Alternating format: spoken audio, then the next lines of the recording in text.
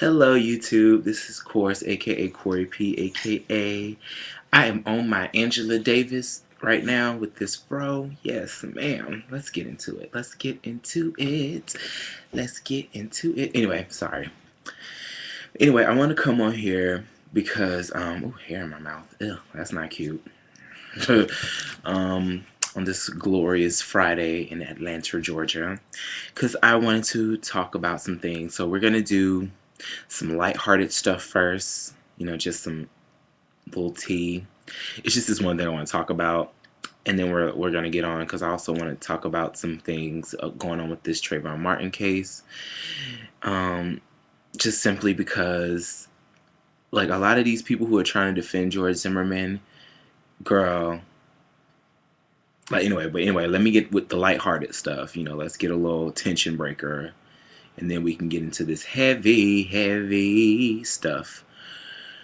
Yes. This is like, yes. I am giving you with this hair. I'm sorry. Anyway, I really wish I could wear this to work tonight because like it would make my night go by so great. But anyway, um, so what I'll talk about. Oh yes, yesterday I was hanging out with a couple of my friends, some of my friends that I know, around in the Midtown areas, and we were just sitting out at Miss Kerber Coffee, just chatting it up, just chilling, kicking the bobo, what have you.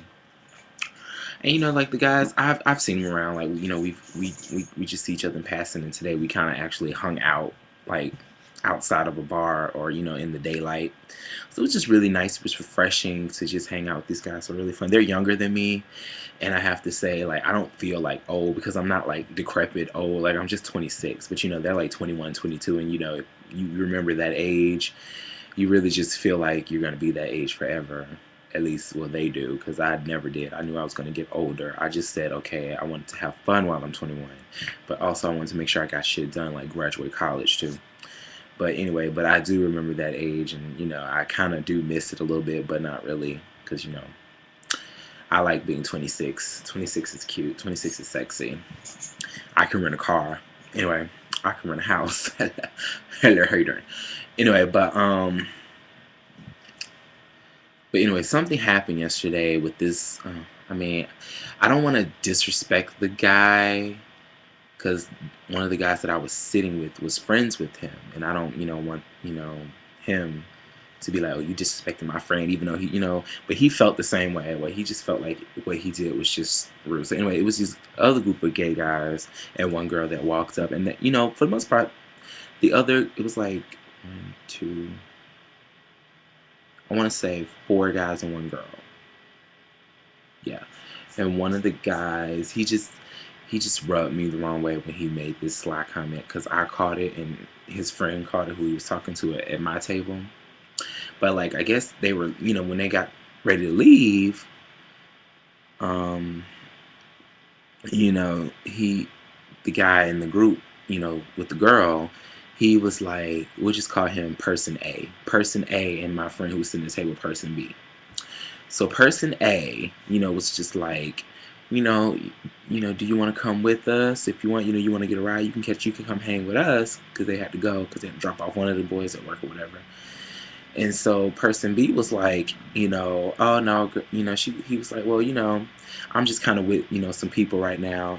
And so Person A in turn just said the stankiest shit ever, which was so I didn't understand. I didn't understand why, like this thing I don't understand about these dirt queens, especially in Atlanta, honey. It's like, girl, why, like, dirt queens don't know shade etiquette. Like, they just think, I don't know, what is it, because you think you're the cute bitch that throwing shit, throwing shade. You can just throw shade anytime, any place, anywhere you want.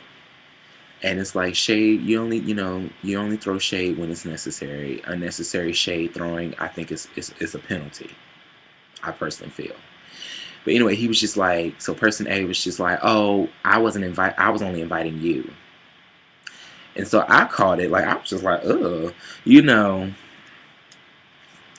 and Person B even caught, because he was just like, oh, no, I'm good, thank you. Because he was just kind of thinking, like, I think we were both kind of like on that, what the fuck was that shit mode. Cause girl, like, what was that to say? It's one thing to invite somebody, or if you're not gonna invite everybody, don't. Just don't even say anything. Or you could have sent it in a text message, or said it in private. Like, pull him off to the side and be like, give him a hug, like, you want to come with this girl? If you want to, you can. Oh no, you don't. Okay, never mind. Just to be real cute, just to be considerate of everybody at the table. But to just blatantly be rude, like, we were all just kind of like, girl, and me, like, no shade to this person A, because I don't know him, and no shade to person B, because I know that he knows him, but I'm not, to person B, if you catch this girl, I'm not trying to be, jank or mean to your friend, because I know that's your friend. Like, you see him more than I do, and he's more in your social circle, not mine. So it's no, this is not a real disrespectful thing, but I am about to go in just a smidge, because I don't know about anybody else, but when I see people, honey, I mean, I don't mean to, but I guess it's the gay boy in me. It's just the person in me, really. You just look at people up and down, and you just see what they got on, and you just observe people. And one thing that I observed is that, honey, his fingernails were dirt to the motherfucking T. Like, I don't know what type of caked up booty grease or doo doo crumbs that he had up his fingernails, but girl, ill. Like, and then on top of that, I know you're cute and you're light skinned, but honey, he had this Groucho Marx mustache, these El DeBarge circa 1982 eyebrows that were like screaming to be plucked, and like, just this unshaped Freddie Brooks mane, because I guess he was mixed or Latino, I don't know what he was, but he just had like this little curly thing, but it was unshaped, and it was in dire need of a cut and a shape, and maybe a little light conditioner. And he was wearing like a t-shirt and jeans, and then these ugly like orthopedic loafers. But I mean, it's whatever. I mean, I know I'm kind of being a little shady, because I just he was being rude. So when you start being rude, you get no love from me. Um, Knock knock, who's there? Not me and or my love. So, but I just really wanted to get on that, because it was just very rude. It's like, girls, for these girls out here, I know, especially for y'all young queens, y'all young gay boys, I know you think that the sun rises and sets on your mushroom tip, honey, but I'm here to let you know that it doesn't. And, you don't have to be rude for no reason. Okay, if you, like I said, if you wanted to invite him, you could have sent that. No, you could have did that a whole nother way. Like, I mean, I didn't want to come in your car anyway, because from what person B was telling me, your car ain't got no brakes, girl.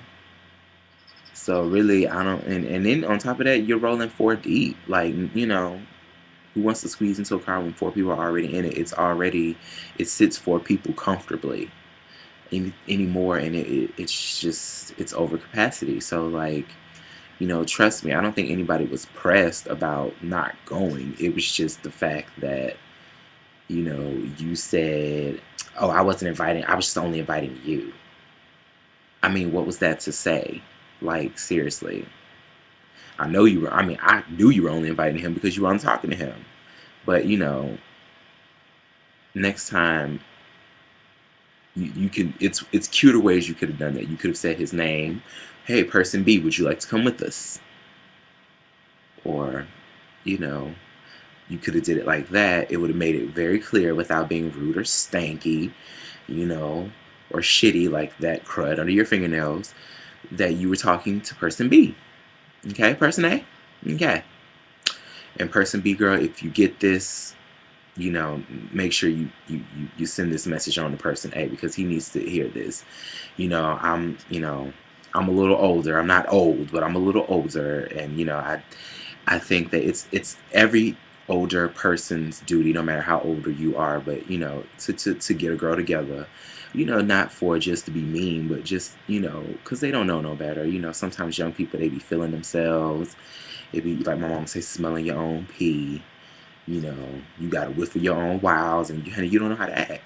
So just always, you got to get a girl together sometimes. And so person B, girl, if you get this, and please make sure that person A sees this, because that comment was rude as hell, and he should know, honey, that the next time, don't pull no stunts like that. Okay. I mean, I'm not one of these, I'm gonna come for you, every time I see, I mean, it's really not that important. I'm just saying, just because, like, I think everybody, it's just like being unnecessarily rude. I mean, it's just that it's unnecessary, it's stupid, and it just makes you look stupid. So don't do it. That's all. It pays to be a polite, respectful person in this world.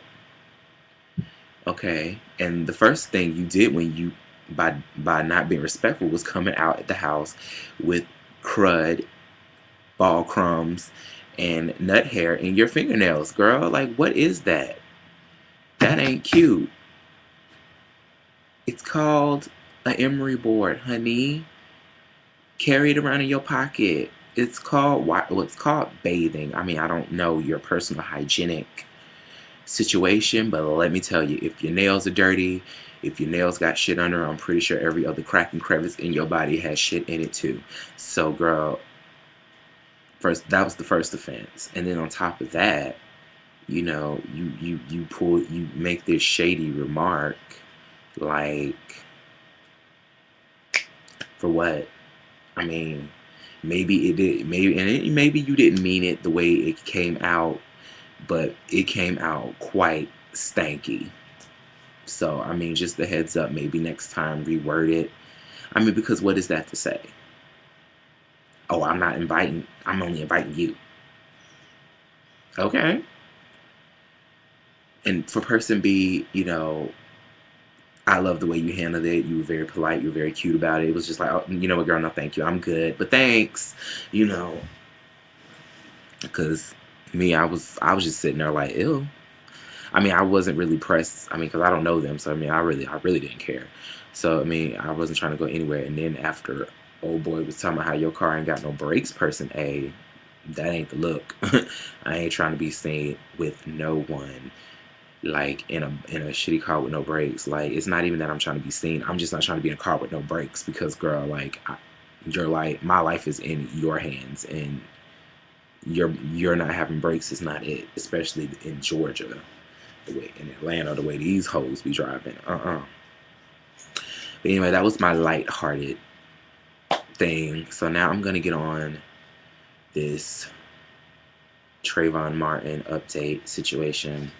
And I am going to officially, I think every person of color, especially black people in this situation, it's okay to just throw it out there. That's my race card, girl. I try to keep her in a dusty shelf in the corner, but honey, tonight she's coming out because this is ridiculous. And I mean, for these people who are trying so hard to not make this a race thing, it is a race thing. Okay, with all these, it's like I said in my other video, it's blatant. Like, it's just there. It is like bold in all caps racism. Like, just the way from what happened to the way it was handled by the police department, honey. That was racism. And then, like, you have these people like Glenn Beck or whatever his name is getting on his show talking about, and Trayvon had a record at school. He was suspended from school, and did he have a criminal record? And, like, I love how everybody keeps trying to say, well, did the boy have a criminal record? It doesn't matter if he did or not. The fact is that even if he did have criminal record, he could have a rap sheet as long as Peter North's penis, honey. It does not matter. And in that moment in time and space, he was not doing a damn thing. Okay, but walking from the store to his house. Well, from his house to the store, and from the store to back to his house, and he didn't even make it back because some crazed person wanted to play Kill the Jungle Bunny. No shade to black people because I'm black, but you know what I mean. Like, you know what I'm saying? Like, because some crazy crazo, and then everybody's like, well, he was jumping on him. He was doing this to Mr. Zimmerman. He was doing that. Okay. I don't know how you guys like being followed, but I know, I mean, I'm not saying, and we don't know what happened, but I really doubt, I doubt that some 250-pound man with a gun got his ass whooped by some unarmed 150 buck 50 kid soaking wet. Like, I really doubt that that's what happened. Like, Mr. Zimmerman looked like he could wreck some shit if he really wanted to physically. Like, you know what I'm saying? Like, he is a 250-pound man. He had at least 90 plus pounds on this young boy who had nothing but a pack of Skittles and a tea. And then, you know, with these tapes coming out with this kid is, I mean, like, I didn't listen to the tapes because I can't take listening to somebody beg for their life and then to actually hear them die. Like, just like that. I couldn't take it. Like, I was just like, I can't sit and listen to that. Like, that would just destroy my heart because I'm already sad. But the fact that this is happening and the fact that people that, you know, the people, like, there are people who are basically like trying to justify what this man did. And like I keep saying in my first video, you know, in regards to the police, you know, just the fact that you asked him not to get involved, that in itself is grounds to bring him in. Because we asked you not to get involved. Now, look, you know, like I said, you got involved and somebody's kid is dead. And to this Glenn Beck guy, I mean, dude, seriously, he was suspended from school. What the fuck does that have to do with anything? And he was suspended from school for being tardy, apparently. I think that's one of the stories that came out. But, you know, like, ooh, shoot him. No, that's no reason to shoot and kill any unarmed child who's not doing anything to you. And then, you know, story has come out that his girlfriend, Trayvon's girlfriend, who he was on the phone with as he was walking, and she hears this man basically run up on this kid, and all the kid is saying is, "Why are you following me?" And then he's just like, "What are you doing here?" And that was another thing. Like, somebody who was taking up for Mr. Zimmerman was like, if he had just told him what he was doing there. One, I feel like if you've been following me and tailing me, I don't have to tell you anything. If anything, But, and two, like, I don't even think that would have made any difference because, I mean, from what the girlfriend is saying, is that this man was just rolling up like like an elephant in a stampede, honey. He didn't care why he was doing it. He really was looking forward to doing what he did. Like, I don't know, for anybody who's like my age and older, have you ever seen New Jack City? And then by the end of New Jack City, when Ice-T busts Wesley Snipes and he tells him who he is, because, okay, in the movie, Wesley Snipes killed this lady as an initiation into a gang when he was earlier. Little did he know it was Ice-T's character's mom who he killed. Like, you know, like, that was a part of his gang initiation, just kill some random person on the street. But anyway, so in that scene, when Ice-T revealed, like, you know, the lady you shot, that was my mother, bitch. Like, and he said something, and I love the saying, but it really, that's what I think that time Mrs. Zimmerman's energy was. He was like, I want to shoot you so bad, my dick's getting hard. Like, I really think that was Mrs. Zimmerman's whole thing. He was so anxious, like, he was so hyped up when he saw this random black kid just running or walking around. He really just hyped himself up that to the point where he was so ready to do whatever. Like, that little boy could have blinked. And, you know, it would have been over. Like, either way, something was going to happen. He was going to beat this child's ass or he was going to kill him. And he had his heart set on doing the latter. And he seated. And it just kills me that everybody's just, with the people who are trying to, like, did I do? Oh, it's done. Okay. Excuse me 1 second. Okay, thank you. Get it together. Excuse me 1 second. Peoples. I guess I could talk while I do this, but it just kills me that like these people are trying so hard to just stick up for him. And then for the for the people who just don't want it to be a race thing, I mean, if there was ever a time for it to be a race thing, this is one of those. This is actually the situation when it's there. Like, this is a race issue, whether you guys want to admit it or not. He said it in the tape. He called the boy a fucking coon. He was, he just automatically assumed that this little black boy who was doing absolutely nothing was up to no good. And after being advised not to get involved, to stop following this person, he totally did not take heed to that situation. And, from what everybody's saying, this man just simply wanted, from witnesses and everything. And I know some people were kind of getting on the witnesses because they were like, they should have came out their house and did something. I mean, that is a 50-50. I mean, who knows what would have happened had other people got involved. So, I mean, because I know on the tape when he was screaming for help, I really had a wish. I mean, I did listen to it a little bit. I kind of lied to you guys. I listened to it, but I couldn't. I chickened out the whole, because like I said, I can't take hearing somebody beg for their life. I mean, and the way that boy was screaming, like he was like crying, like help, like please somebody help me. And I just couldn't take it. But the wife, she had a husband, and I'm like, she should have sent her husband out there. Should have been like, hey, dude, what are you doing? But instead they were all hiding in the bedroom, which I'm not blaming them.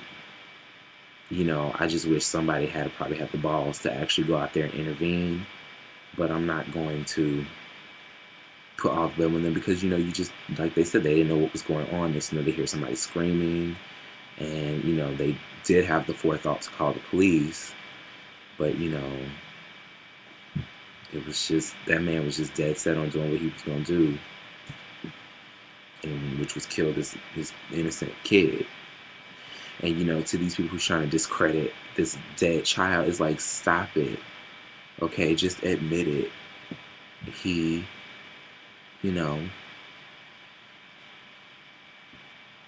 did what he meditated this. He basically played, when he saw this boy walking around, he basically knew or mapped out how he was going to do what he was going to do. He knew that he was going to shoot him a little nigga today. I mean, that's just it. And it's like, and like, it doesn't matter if Trayvon had a mouthful of gold or platinum, a grill. It doesn't matter if he was tatted up. It doesn't matter if he had dreads, braids, a big fro. It doesn't matter if he was wearing a hoodie and it was all black. It does not matter. In that moment, he was not doing a fucking thing.